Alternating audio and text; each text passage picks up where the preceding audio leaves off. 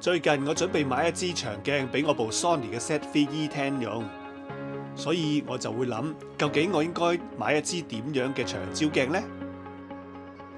我買支長焦鏡嚟做乜嘢呢？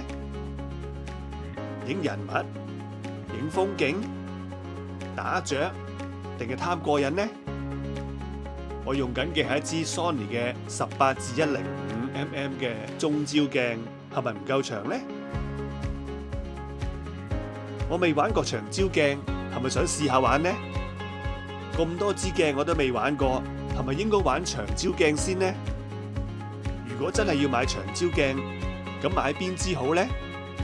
長焦鏡之中亦都有好多種選擇，例如係 Sony 嘅18-135、Sony 嘅18-200 Light Edition、Sony 嘅55-210、Sony 嘅70-350mm。如果唔考慮 Sony， 可唔可以考慮騰龍或者係 Sigma 呢？係咪應該淨係諗 APS-C， 應唔應該諗埋 Full Frame 呢？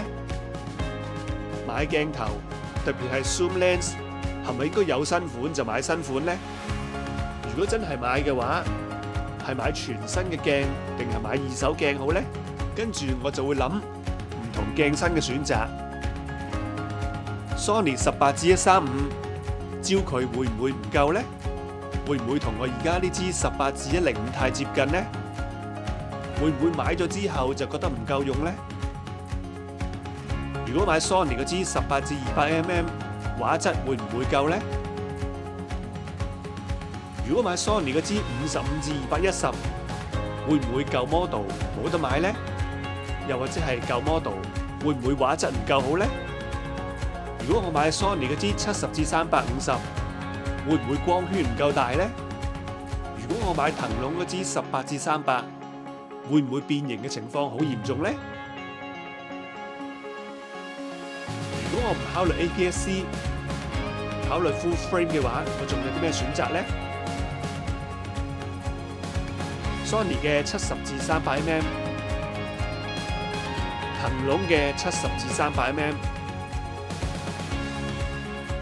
如果我考慮 Sony 嗰支70-300mm， 騰龍嗰支70-300mm， 騰龍嗰支35-150，會唔會又好重呢？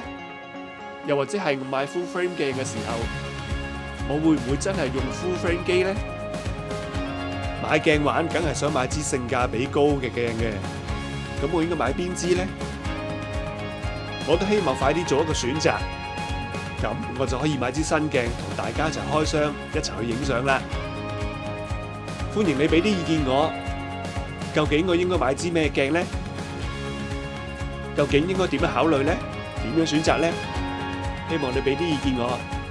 多謝收睇，我哋下次見，拜拜。